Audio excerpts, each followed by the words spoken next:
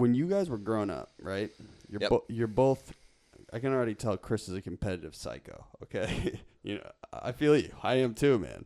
Mike, I feel it in you too. You get a little sales sense in you. I push it down a little bit. Yeah. But yeah.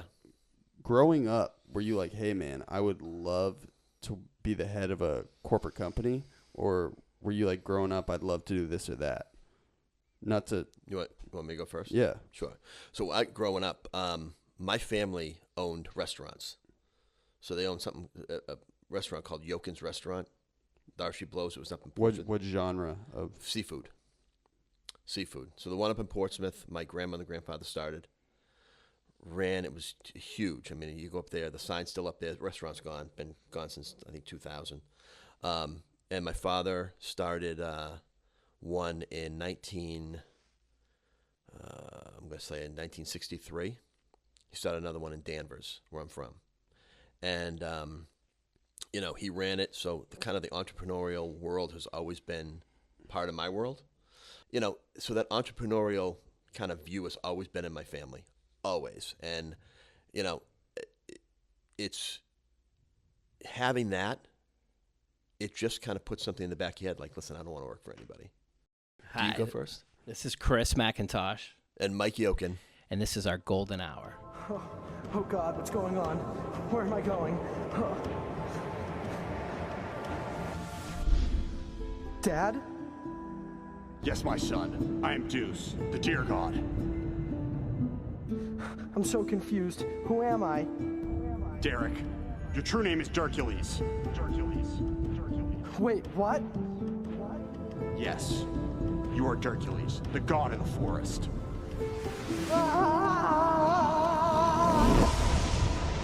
Season 5. Hosted by your favorite podcast host, Big Bochi. You already know the deal, mother. What's up?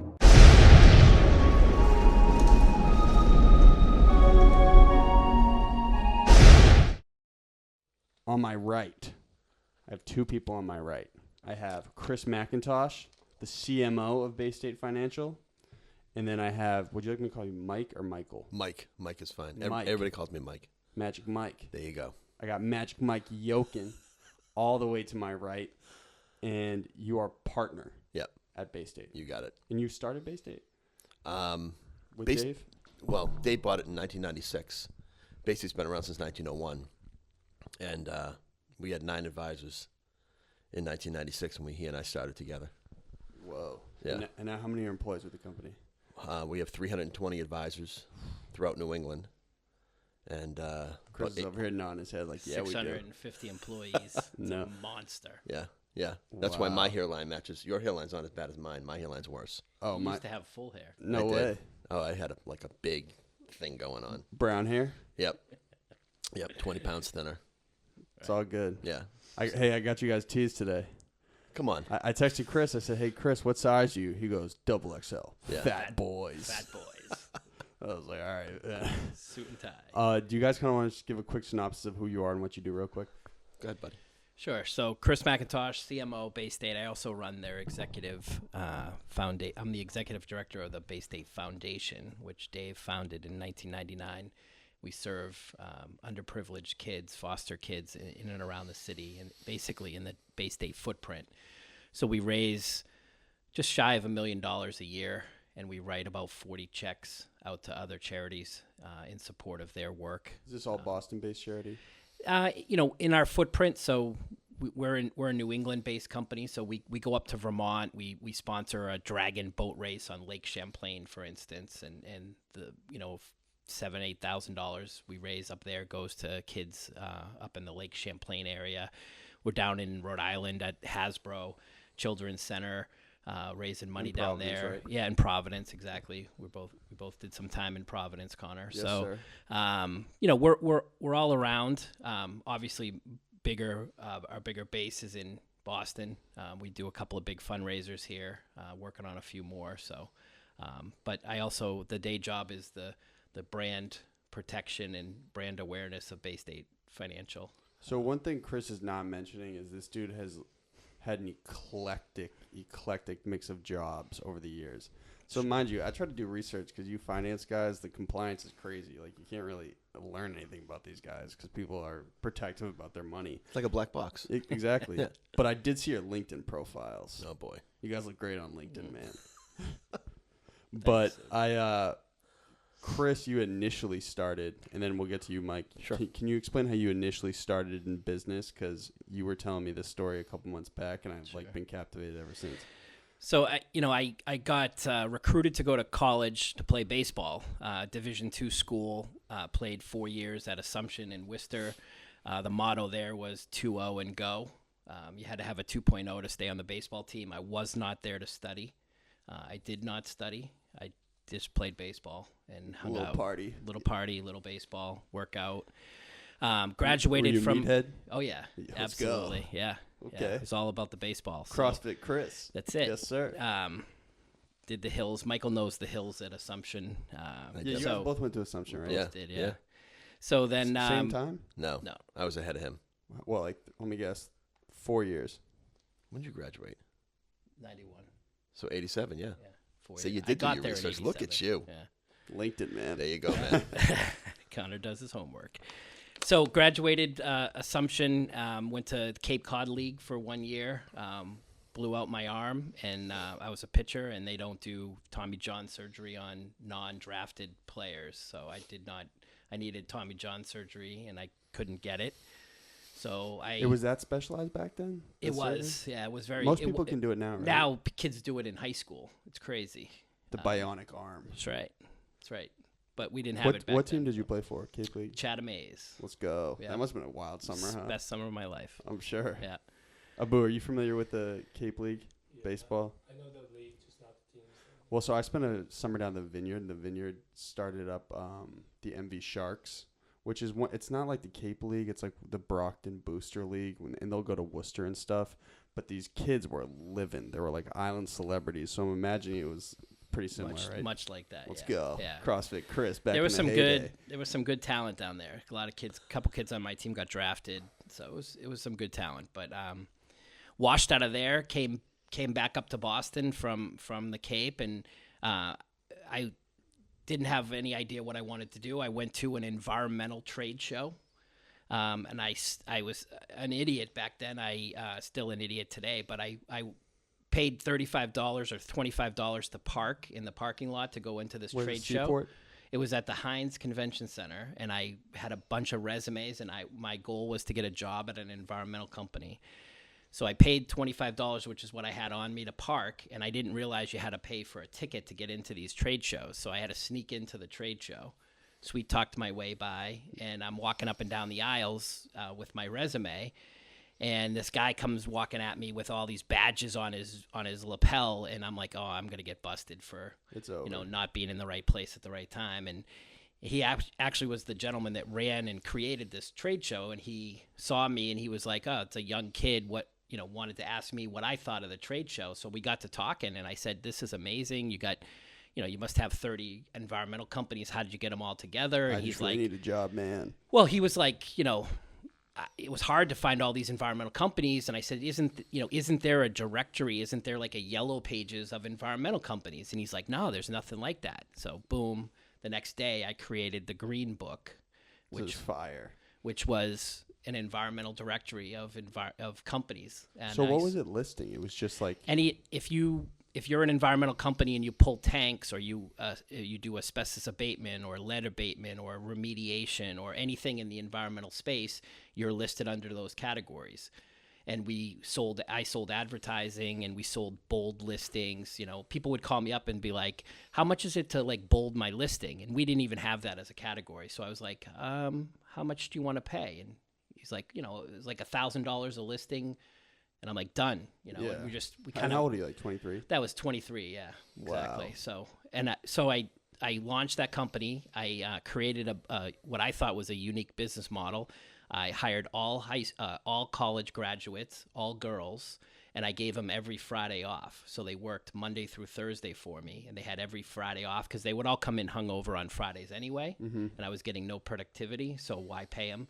So they all worked Monday through Thursday, 4-day work week.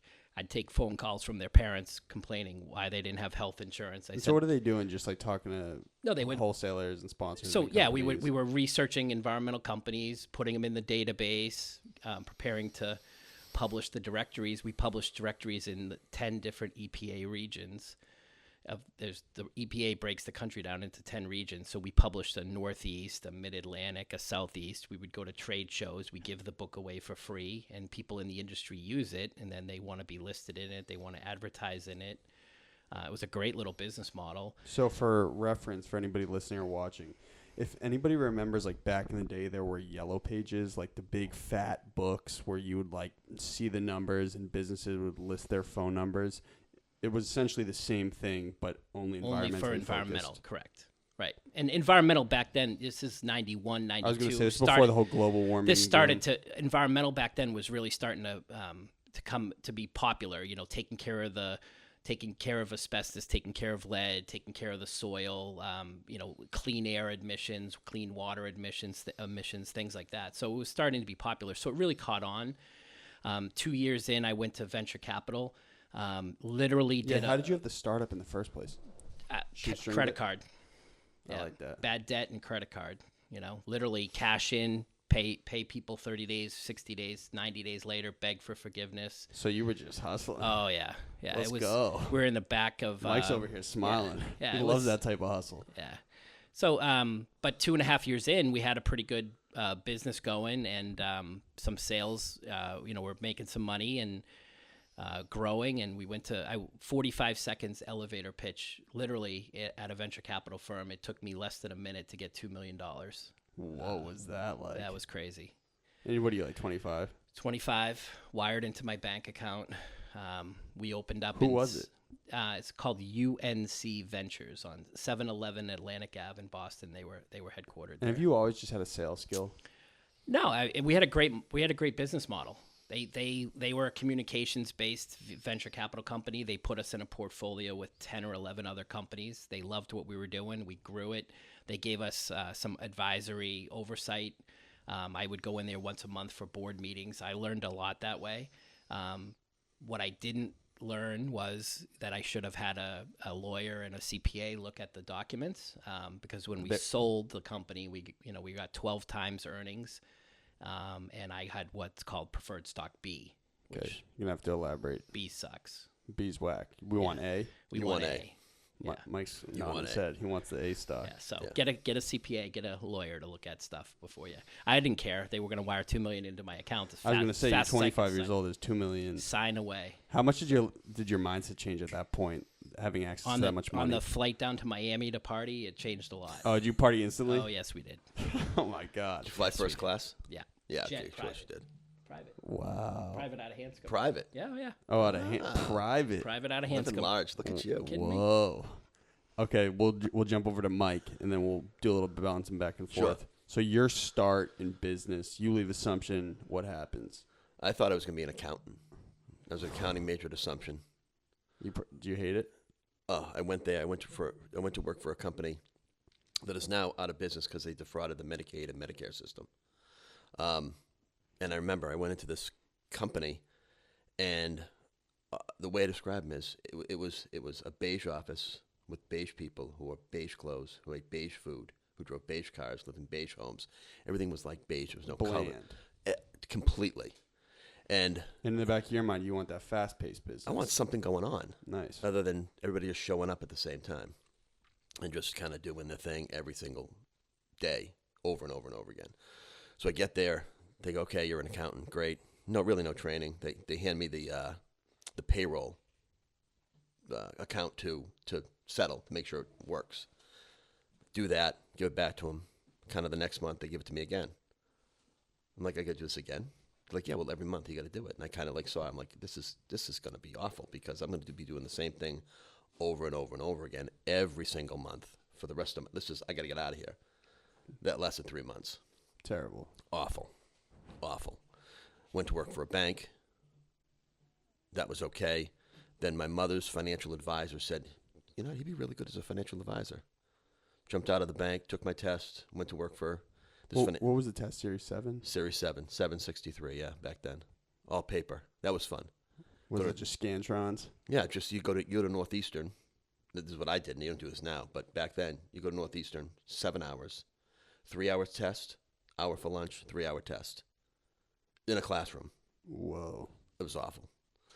Passed that my first time. Rolled into financial planning. Started at a desk, a phone book, and a script, and a phone, and Started selling. there you go.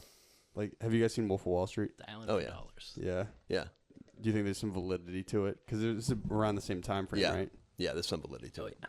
I had a lot of fun. I mean, back then, So then how did you get into the music industry?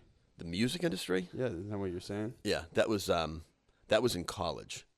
So I got in A little promoting. yeah. So I was in the lunch line as a freshman, and the guy who was running all the bands at Assumption was leaving. He was a senior, and they just I don't know why they picked me out of the blue. They're like, "Hey, man, you want to book the bands at Assumption?" I'm like, "Yeah, I don't know what I'm doing, but yeah, sure, why not?" Why not? So it was 1983, and we booked bands, and I traveled all over. And there was a place, you'll remember this, the place in Boston called the Channel. Sure. Long gone. Where's that now? Where was the Channel? On Necco Street, but it's right, going into the seaport. I was gonna say, well, there's a street called Channel Center Street. I'm wondering if it's It's Yeah. over by A Street. yeah. Okay, it's like right near where State Street office is, like right there, Kind of, yeah. the new one. Okay. Yeah. So that place was going 7 nights a week, all bands, all live music, and I would be there probably 5 nights a week on the guest list. Walking in, I worked for a couple different promotion companies in Boston, lighting company in Boston, and I was kind of all over the place. So why in your right mind, if you're a promoter and like you love the chaos, did you think being an accountant was gonna work? There was no way. I mean, you both are like, Parents.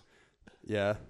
Was it pressure from your parents? No, listen, in life, you try stuff and it doesn't work, and it's okay because you're 19, 18, 22, 23 years old. That's okay. That's what you should be doing.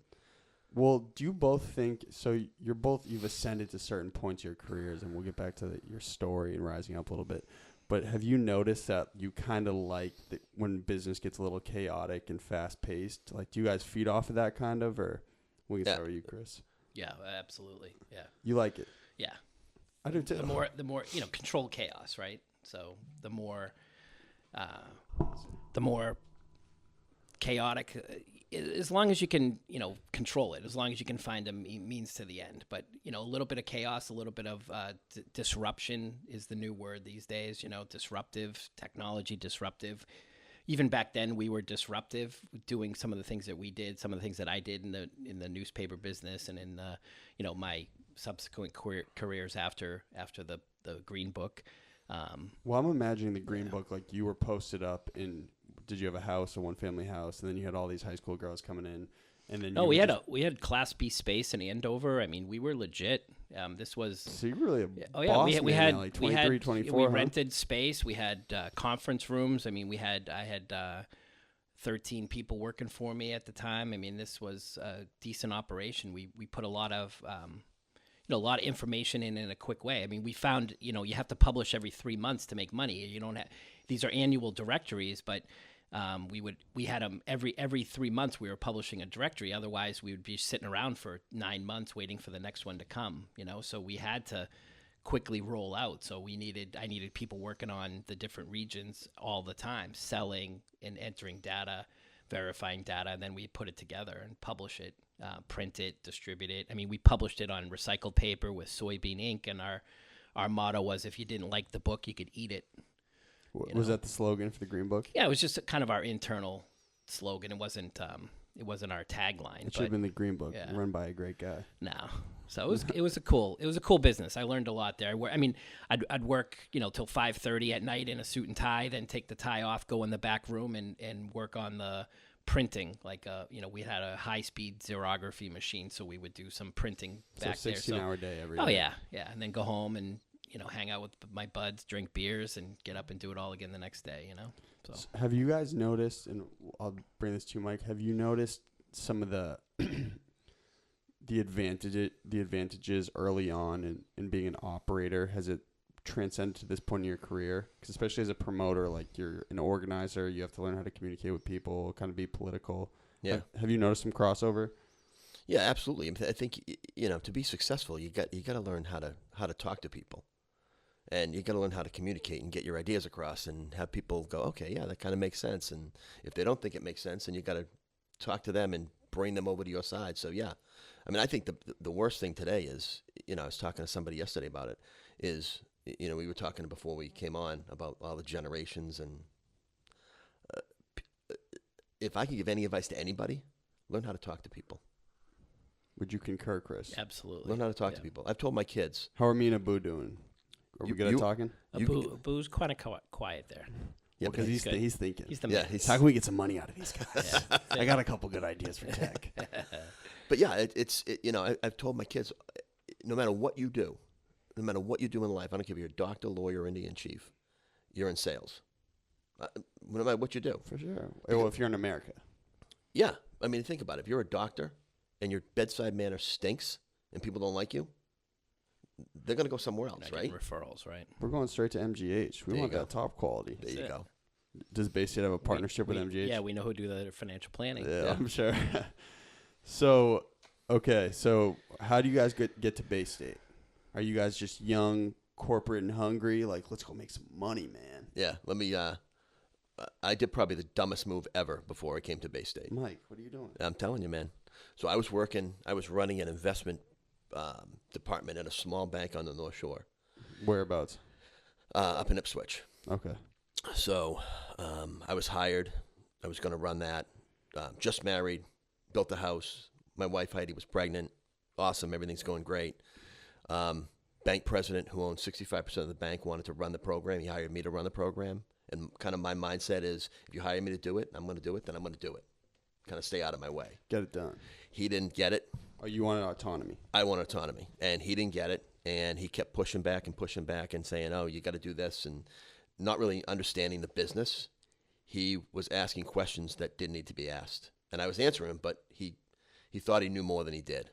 Okay, and he didn't. So you're still pissed at this I'm guy? really frustrated. I'm beyond frustrated. So I'm walking by him in the hallway one day, and it's a Thursday, and I go, hey, I just want to know, I'm out of here. He goes, great, when are you going to be back? I said, no, I don't think you understand the definition of I'm out of here.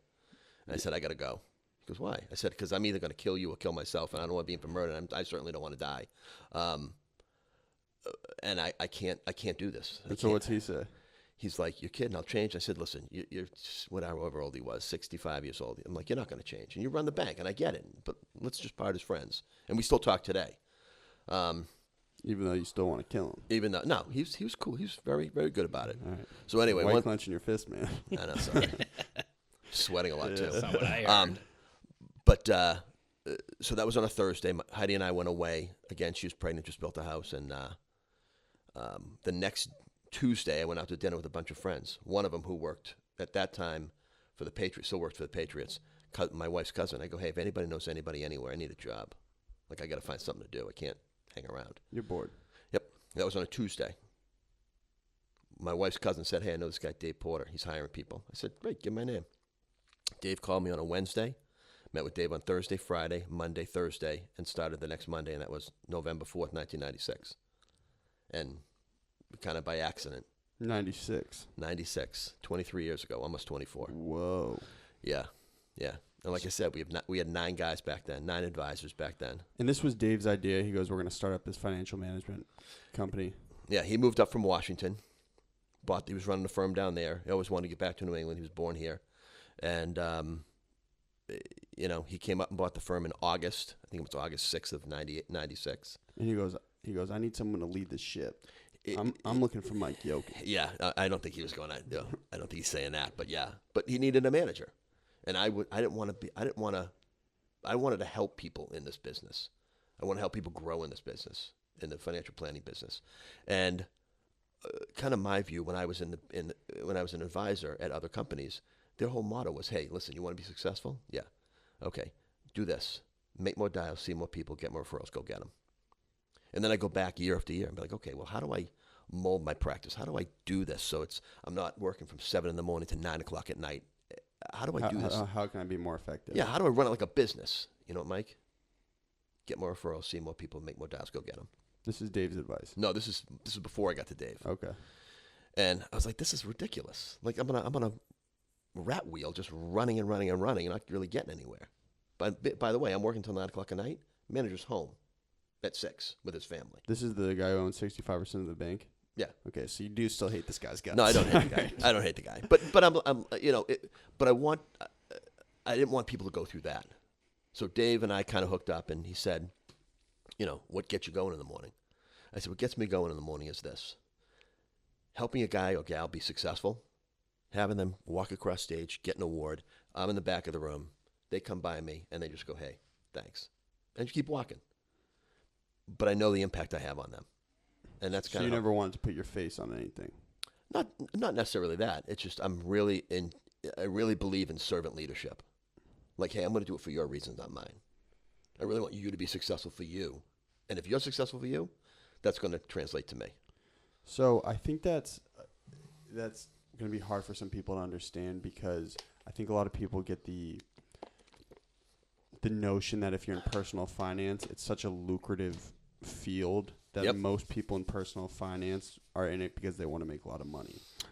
Yeah, but think about it. If you're a financial advisor, right, your whole goal is to help your clients. If your clients are happy and successful and making money and protected, then what are they doing? They're not going to leave you. So they're going to stay as your client, and they're going to refer you to other people. So again, to be a good financial advisor, you kind of have to be in servant leadership as well, because you really want to take care of the people who take care of you. If you make it all about you, you're not going to be successful. Okay, quick segue over to Chris. So you're working for the Boston Business Journal at the time, or? Right before Baystate, yes. I was okay. I was the publisher and market president of the Boston Business Journal for 12 years. Okay, here. before you continue, I just want to say I learned so much from when you told me that, because I was like, wow, this guy Chris probably met everybody in the city. And there's a couple reasons why I started the show in the first place, but that was one of them, because I was like, yo, if you meet everybody in the city, you're going to have so many more opportunities. Correct. So thanks, Chris. Yeah. You're a great guy. You got it, Conor. So do you want to kind of talk about that? So I cut my teeth in publishing with the Green Book, and I fell in love with it. I saw how much money you can make, how as to Mike's point, we're all in sales. I love the chase. I love the, tracking down somebody, selling that advertising, selling that program, figuring out how to put something together, how to elevate a company, exposure, brand, all those cool things. Back then, print was huge. Print wasn't dead. So when I sold the company, when the venture capital company sold the Green Book, I was offered a job in New York City, but I'm not a big city kid, so I stayed here. I actually went to work for the Boston Business Journal selling advertising. I wanted to stay in publishing. I was dying to stay in publishing. You had a marketing sense always, or? Yeah, I mean, just kind of certainly not educated that way, but just to, running my own business taught me a lot of how to market. I went to all the trade shows. I did everything. I mean, I was chief cook and bottle washer at that company. I went to trade shows. I interviewed copy machine dealers. I worked on health plans. I mean, I learned everything. I emptied the trash. I ordered copy paper from Staples. I mean, I did everything. So I just wanted to stay in publishing and stay in advertising. So I got a job at the Boston Business Journal. I ran. You had sold the company. I had sold the company. The company was sold to McGraw-Hill in New York City and turned into a bigger entity. So you're sitting on a big check. Like, I could wait a couple months. Yeah, pretty much. Right. Played a lot of golf. Realized that my friends all work, so they used to call in sick to play golf with me, and then they ran out of sick time, so I ran out of friends to play golf with. So I had to go back to work to meet some new golf friends. So I bought a house, destroyed that with a chainsaw for a while, and then had a contractor come in and fix all the things that I destroyed that I didn't like about the house. So that was cool. But went back to work, sold advertising. Ran sales for the Boston Business Journal for about 7 or 8 years, and then realized that the publisher, the guy at the top of the food chain above me, in my opinion, didn't know what he was doing, and I had better and more answers. The only way for me to get to his position, because I was making him look good with all my sales and all my special supplements and things that we were doing in the industry. You felt like he was piggybacking off a lot of your work. Yeah, and I wanted his job, and the only way to get that job was honestly to leave the company. So much like Mike, I said, you know what, I'm done here. I actually went to the West Coast. I went to Malibu, California. and I hooked up with Rob Report magazine, then owned by Kurtco Media out in Malibu, and I became a publisher for Kurtco Media and created 3 magazines for Rob Report under that Rob Report brand. Rob Report is the most exclusive magazine in the world, very high net worth individuals, very affluent readers. I was selling. How much was the subscription at the time? You can't buy it. So you have to qualify to get it. You have to have a yacht, a plane, things like is that. It's still out? Oh yeah. You're making me feel broke, man. Yeah, it's not. Are you for the subscribed? faint of heart. No, I can't get it. You can't get it. That's I asked BS. Chris. Can you get it? Well, No, Chris has not connections. now I Chris can't. knows I everybody. used He'll to. get it. So we just got to meet someone really rich. Yeah. Okay, Find somebody with a yacht. They'll have a copy of Rob Report laying around. Well, I know someone with like an 8-foot dinghy. Would that pass? No, that doesn't count. Okay. So I worked for them. I traveled the country. I had 27 sales reps working for me. I launched 3 magazines for them. Did that for 6 years. I was literally sitting in a hot tub in Malibu, California, watching a otter crack abalone. And if I'm a East Coast kid, to see an otter like dive down, get this shell, like flip up on its back and crack it open and eat it, it's pretty cool to watch, especially when you have a couple of cocktails. So you're living the high life. So I was like into You were this. balling. Yeah. And then I got a phone call from the owner of the Boston Business Journal, the parent company, and they said, we want you to come back and run the BBJ in Boston. To get that job. Take that job that I wanted. They said, we know you have a list in your top right-hand drawer of all the things that you want to change about the Boston Business Journal. We're going to give you the opportunity to do that. And I took the job the next day, literally flew back from the West Coast and started. Where'd the publisher go, the one before you? He went down to Charlotte, where they're corporately headquartered.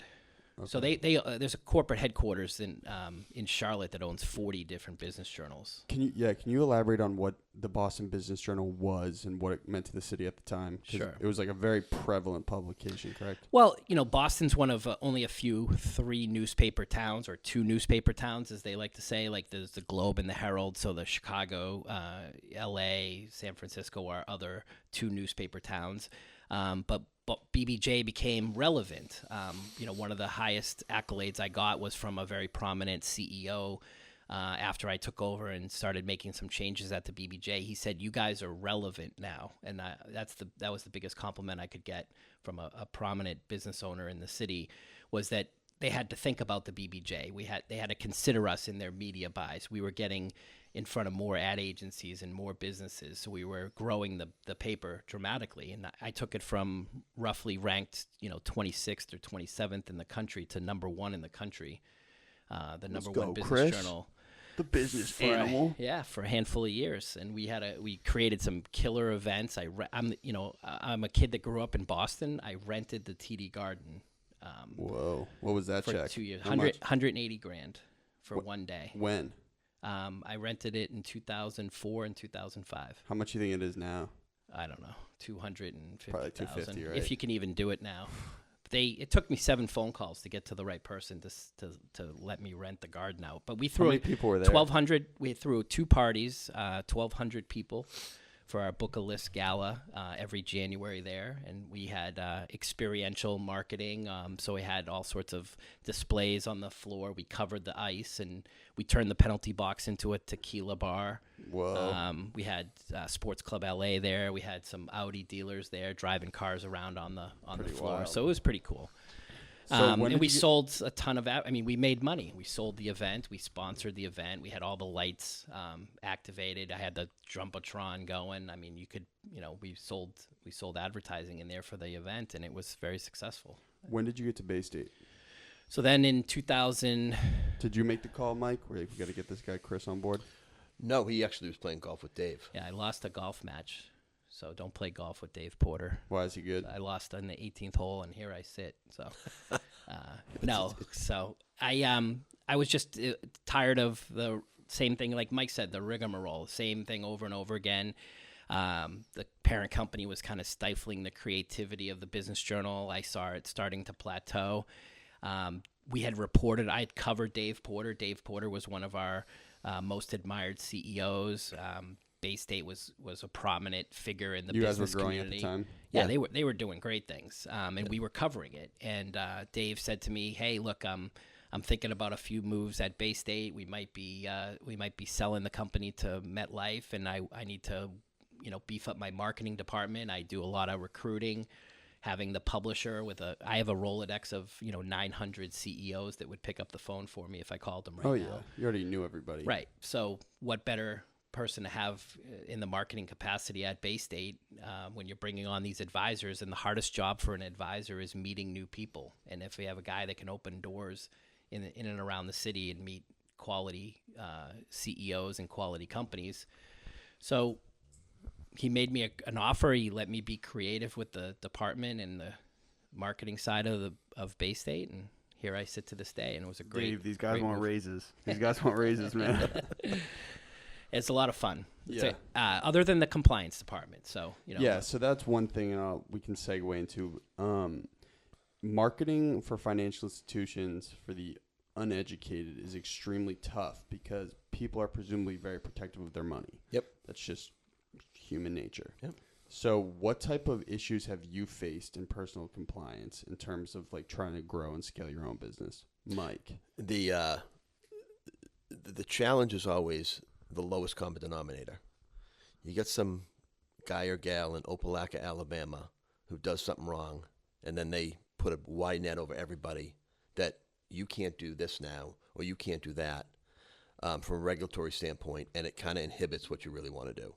You're saying like someone gets greedy. Someone gets greedy. Someone does something stupid. Madoff, these ridiculous, stupid Ponzi schemes.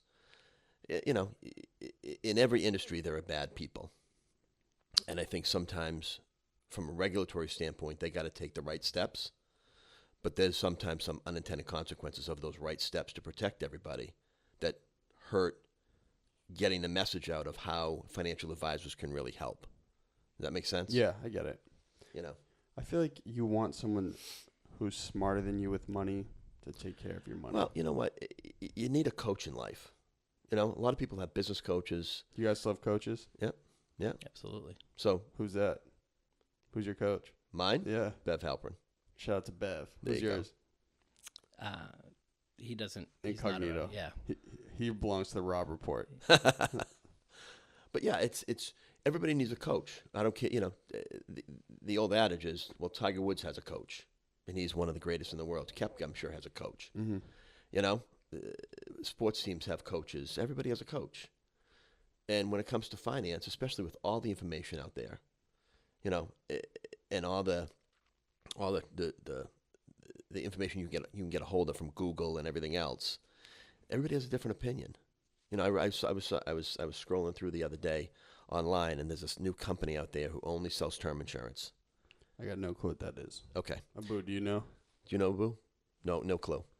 All right. Yeah, see a lot of these financial terms over here. I gotcha. They only sell one type of insurance. Let me put it that way. What is term insurance? Term insurance is you pay a premium for. I pay the premium. You pay the premium. Okay. For a death benefit amount. So you pay. I'm going to make it up. You pay $30 a month for $1 million in life insurance coverage. Totally making that up because I don't know what the premium would be. All right. And it's good for 10 years or 20 years, and as soon as you're done paying that, it's over. Right? Okay. If you don't die, you don't get any money. Or Okay. your family doesn't get To any be honest, a little lost on the term insurance. But We'll we'll talk, keep going. We'll talk after this. Well, they only sell one type of insurance, and in this online kind of blog, they're giving all the reasons why you should buy from them this one product, and why you shouldn't buy all these other products from everybody else, and that's just so misleading to me.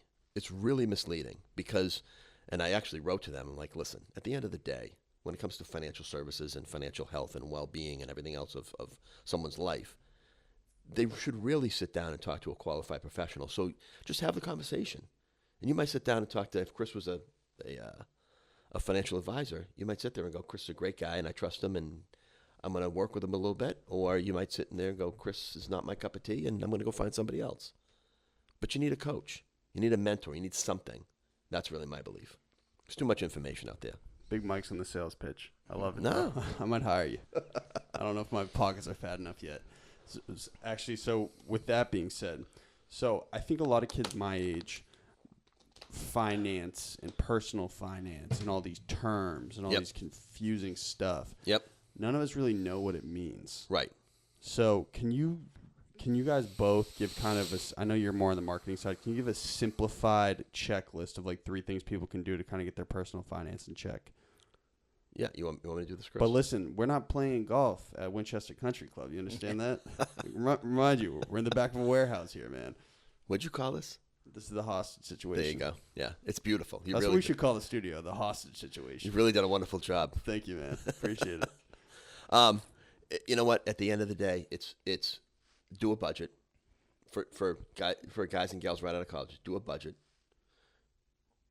Understand that spending money is fun and it makes you feel good, but ultimately, you need to save a little bit. So if you want to move out or you How want much? to, it really depends. It really depends on you. You know, my son, who's he just graduated from college, he's working in Boston. He's home right now. I told him you should be saving 90% of what you make because he wants to move out.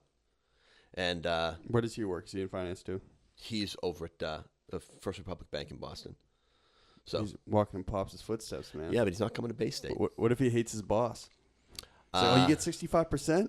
I got a choke slam waiting for you. He won't hate his boss. I know his boss. Yeah. And he's a good guy. shot. But it's, you know, I would say just know what money's coming in and coming out. And one person gave me some great advice years ago. He said, Mike, in life you can either buy guns or butter. Guns is to protect you. Butter is to make you feel good. He said, just keep putting your money into guns to protect yourself. Not literally, but you know what I mean? Like, Yeah, this guy sounds like a psycho. no, Whoever said this quote. he's a good guy. But no, he means Bad analogy. Don't be Bad afraid. Don't be marketing afraid. analogy. I get it, Don't though. forget, this was like in the 80s, so it wasn't all. Okay. This is like- before health consciousness. Yeah, and, yeah. and NRA and stuff. Right, yeah. You had like, fries at lunch. Yeah, things I get like it. that.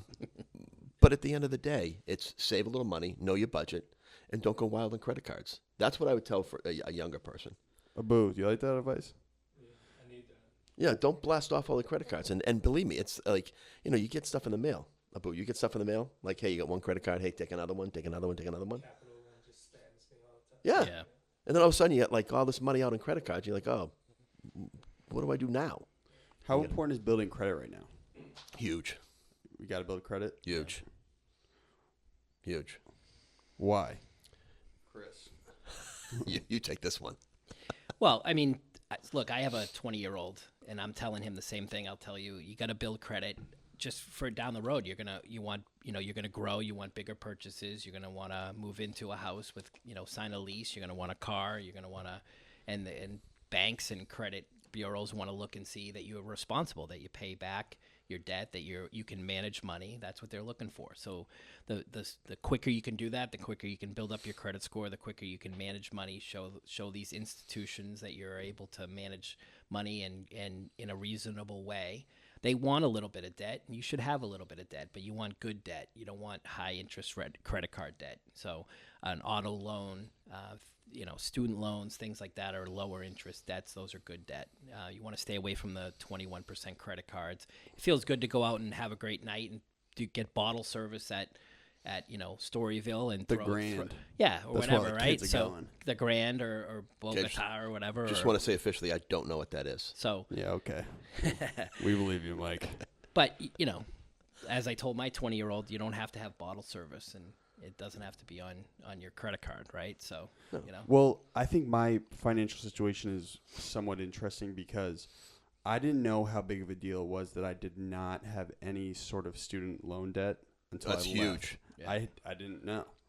Wildly spoiled. You know what I'm saying? I had no clue that was a big deal. Yep. And then I left school and I was like, wait, financially, I'm actually in like the perfect position to Yep. start something up on my Yeah. own. Absolutely. You know what Yeah. I'm saying? And so I think a lot of my friends, I don't know if it's the same for you, Abu, but do you have a lot of friends that are totally bogged down by student debt? Do you have debt? I have a little bit, but not too much. Yeah. I know some people who are just like, What? Yeah. So what would you recommend for people like that? Well, first of all, Like I got friends who got $200K in debt, man. my son who just graduated, like I said, he has buddies of his who, they got $1,000 a month going out the door in student loans. That's a big deal when you're just That's- starting to catch checks. Well, that's rent. yeah. So So move in with me in my Civic, and I just sleep in the CVS parking lot. But no, that inhibits the growth. Yeah. You know, so because $1,000 a month is going out, and then you're making whatever you're making, and it's a huge dent. Yeah. And it's going to inhibit you from doing. You got to the things you wanna do. privatize those loans if you can. Okay. So again, with big terms, let's privatize. Go ahead, Chris. Take it, if it's a Sally Mae or a MIFA loan, school, no one borrowed $200,000 privately to go to school. So those are institutional loans. You got to try to take it to a private loan. You might need the backing of your parents, or you might need some collateral. That's why it's good to have, credit. But you want to take that loan from whatever it might be, an 8% loan. You could take it down to a 2 or 3% loan. Because right now, as Mike said, you're paying $1,000 a month. You're just putting a dent in the interest. You're not even really paying much of the principal back. So that $200,000 is going to stay there. You're just paying down the interest right now, and that's what those institutional lenders want. So you want to take it private, try to get it lower, try to stretch it out a little bit if you can, privatize the loan. Okay. Another quick segue. So heard a little bit about Also, you guys enjoying yourself? You having fun? I'm having a great time. Boo, you having a good time? It's definitely a different guest for us, huh? Different speed. Yeah, I love it though. It's great. Mind you, my mother, of course, works for. I don't know if is she at Baystate or she does work with Baystate. I stay uninvolved. Yeah. She's a Baystate advisor. She is. Yes. Yeah. One of the best. Great. Yep. Shout out to my mom. But when you guys were growing up, right? You're both. I can already tell Chris is a competitive psycho. Okay. I feel you. I am too, man. Mike, I feel it in you too. You got a little sales sense in you. I push it down a little bit. But Yeah. Growing up, were you like, hey, man, I would love to be the head of a corporate company? Or were you like, growing up, I'd love to do this or that? Not to. You want me to go first? Yeah. Sure. So growing up, my family owned restaurants. So they owned a restaurant called Yoken's Restaurant. Darcy Blows. It was up in Portsmouth. What genre of? Seafood. So the one up in Portsmouth, my grandmother and grandfather started. Ran. It was huge. I mean, you go up there, the sign's still up there. The restaurant's gone. Been gone since, I think, 2000. And my father started one in 1963. He started another one in Danvers, where I'm from. And, he ran it. So the entrepreneurial world has always been part of my world. And then in 72, when I was 6, my father died. My mother stepped in, ran the restaurant, eventually sold it, but then has a couple other companies on the side. So that kind of entrepreneurial, like, hey. Your mom's a hustler. My mom's a hustler. She's 80, and She still got that sign company. Yep. So she's still doing that, and right before we went on, she was calling me about her sign company. So, so that entrepreneurial kind of view has always been in my family, always, and it's having that. It just kind of puts something in the back of your head, like, listen, I don't want to work for anybody. I can't have 5 weeks vacation, and someone, if I'm not in at 9 o'clock, they're like, hey, where are you?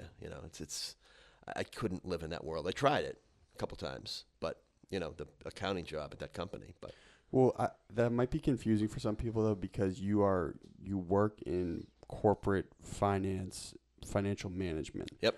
But you're at a certain point in the company, so you have freedom in your day to day. Well, the way Baystate is, so Dave's the managing partner. Greg Mail and myself are partners in the firm, so we own it, the three of us.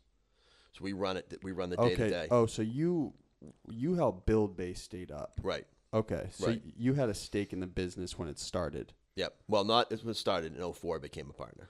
Okay. So for reference, if like you're one of my friends in corporate or in an office or something, Mike didn't sign up for Baystate one day and was like, he worked in the mailroom and then was a partner and then a salesman. No, you really started the business. Yeah. When Dave and I got together, we had 9 guys or gals. Okay. And then now we have 300 and some odd today. I know. I've heard. Growing it. But yeah, that always, I want to be in control of my calendar. I want to be in control of what I do. I want to have vision and be able to take the company and be able to talk to the people who, my partners, and say, hey, I think we should try this, or I think we should try that. We should team up with this company. We should team up with that company. And, with Chris's and his marketing, kind of background and what he does and the creativity he brings to it, we can do cutting edge things when it comes to financial services. We can do different things. We're trying to do blogs and everything else, and there's some regulatory issues around that. But I know you guys are going to be on some content. Can you post this on LinkedIn? Will you be able to? Nope. That's No way. wild, isn't it? This will get shot down instantly. I know. we can try, though. Well, if you follow like any sort of financial advisor on LinkedIn, it will be like money tip of the day number 6. Yeah, boring. Yeah, that's all. Boring. But that's just the rules. Those are the rules. All right, so I get it. Mike, you always wanted to be a boss. Congrats, you're there, man. Thanks. And Chris, I imagine, I think I asked you on the phone too, but I imagine you sometimes feel stifled working within a team when you've been entrepreneurial for so long and that's your background. To a degree, you definitely. As Mike said, though, Baystate's sort of an open environment. They give me there is definitely the entrepreneurial spirit there. I come and go as I please. I work whenever needed. I work a lot. I'd say I work more hours than, but they're just not 9 to 5. So I'm on calls with India for website development at 9-10 o'clock at night. I'm working on Saturdays for the foundation. I'm doing a whole bunch of other things. So you get that entrepreneurial spirit that gives me that entrepreneurial spirit that I like. Like Mike says, it's not a 9 to 5 job. We don't punch a clock and get the typical 2% cost of living raise, that type of thing. So we make our own way. So I that satisfies me there. But growing up though, is this what you envisioned? No, I mean, obviously I wanted to be a baseball player. I mean, I to this day still think I could be a baseball player. So that's you didn't get assumption say, oh, yeah, there's no men's softball league. Yeah, Like, well, I really played want- in those. We won. Yeah, Like, I've really done wanna all work that with stuff. Mike Yoken? Yeah. No, never. What's that? You guys should do like a ping pong duo, you two. There you go. I'm awful at ping pong. Mike, I crush I everybody. just want to know how I'll take you on at skiing, but not ping pong. skiing. What, you're going to race down what, Killington? I can do, yeah. Beat you on a snowboard. Whoa. These Never. business guys get competitive, man. And we'll be in the hospital later. Yeah. But so it's look, there's a lot of things I want to do. I mean, I'm not that old, I'm not that young, but I got plenty more left to go. I just had I'm 50, kid, 50 right? years old and I had a 5-month-old, so Still kicking it, right? So I got a long way. That tells me my retirement. If you have a kid, I'm retiring at 72 years old now because I'll retire when my son graduates from college. Why retire, though? I mean, mind you, I'm young. I'm much younger than both of you, but I love working. Like, Yeah, if you could find something you love to do, I kind of agree with you. I don't see myself ever walking away, like dropping the keys on the desk and be like, okay, well, where's Mike? I don't know. He retired and he's gone. you'll start up another business, maybe? I don't know. Just you got to keep. My like I said, my mother's 80. She's still running her business. That's awesome. You From know, the golf course. yeah. I mean, but as you get older and you get to that point where you want to be basically work when you want to work and not have some of the responsibilities day-to-day, you the have now. operational. Yeah. But I can never see myself not working. I get bored. You can only play so much golf and ski so much in your life. You know? It's true. Okay, so I know, Boo, you probably got to leave kind of soon.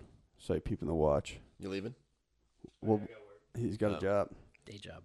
There you go. Yeah, you guys need any like computer technology or? Do you know how to get out of this place? So quick question, Abu, this probably will cut up as a clip. So for all the young hustlers out there in finance or getting into finance or corporate structure, are there like one or two gems you each could give on, you know what, man, you want to be successful. This is what I've seen tons of successful people do. You guys are surrounded by them all the time. Yeah. This is what I did personally to grow my career. Chris. So, I would say, and this worked for me, is just, outwork the other guy. I mean, I'm not the smartest guy in the room by any stretch in any room that I'm in, but I'll outwork anybody in that room and pay attention, ask questions, listen, learn, apply, and just outwork whoever you're around. Find a way to be relevant, effective persistence, as I like to say. Show them your strength, deny them your essence. Have that motor. Yeah. Well, I should have went first. Yeah. Oh, why? Is this more boring? No. I think he's right. I think I talked to 4 newer advisors we had in Nashville yesterday, and I said to him, "Here's the reason why kind of I've gotten to where I am, and you can judge where that is. I'll just outwork everybody. It doesn't really matter. But find something you like to do. Don't just work at a job you don't like. And I've said to everybody, you know, if you think about a career as dating, you know, you find the person in 8th grade or whatever, 9th grade, whatever, and you're like, oh my God, this person has everything I want. And then 2 months later, you can't stand them. You find somebody else. You think they all have all the great qualities that the old person did, and all the bad qualities that they don't have. That's your career. Don't be afraid to experiment. Don't be afraid to not like something. Don't feel stuck. Make that Match.com profile. There you go. Send a bunch of likes out, a bunch of messages. 100%. But then go on some dates. Right, and work and be honest. And don't take it personally. It's business at the end of the day. But just work. Show up and work. And don't think there's no shortcut to success. There really isn't, unless you get. Yeah, I'm gonna just ask 2 more questions, Abu. I know you got a dip, but one question is how can corporate institutions, like a lot of my friends are going to work for like a big 4 accounting firm. Yep. I don't really know what the day-to-day is like for younger guys in your company or younger females. How can people improve the corporate lifestyle? Because a lot of these kids are just dogging it or just doing spreadsheets all day, hating it. They don't really see the effect they're making on the company. Yep. How has Baystate done anything to revitalize that? Candidly, through teaming.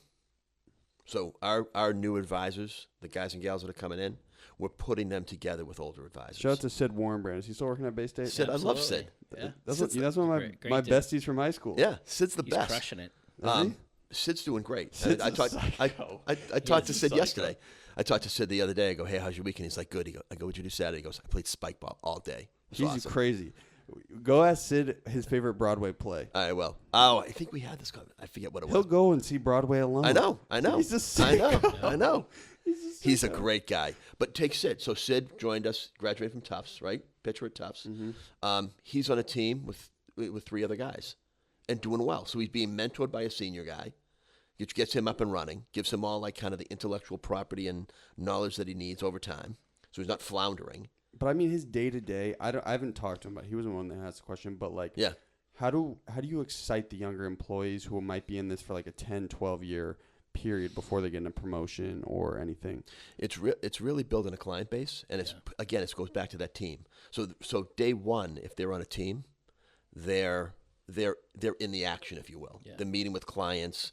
They're seeing how people do it. Yeah, they might not be doing the actual work, but they see how they're interacting with the client. Success They see how to breeds help them. success too. They're going to have wins. You know, the difference between Baystate and many other firms is we take a lot of that back office stuff away from them.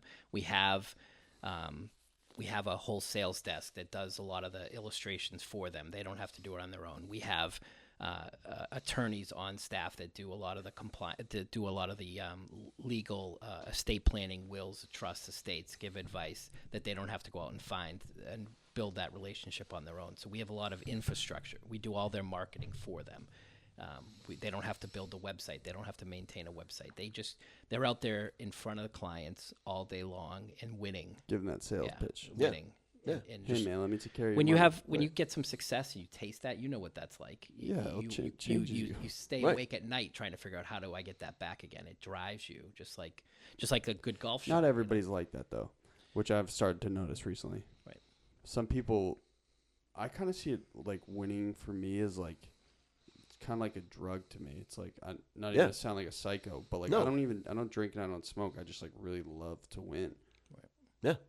Yeah. You feel the same way? That's why you're a Dude, hire me, man. That's why you're a great entrepreneur. But that's what it takes. I'm not. You cannot call me a great entrepreneur yet. We're in the back of a warehouse, man. Give me some time, I Mike. I'll but get you, there. But you will. I mean, you started this on your own. I mean, like you have vision, Thank you. and that's what it is.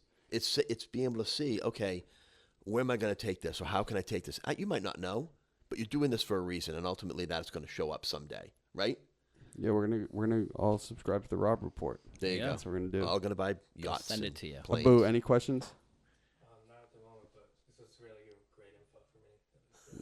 I'm telling you, we're gonna find out how to rob you guys. There you go. That's what we're Cool. gonna do. Perfect. Bring it.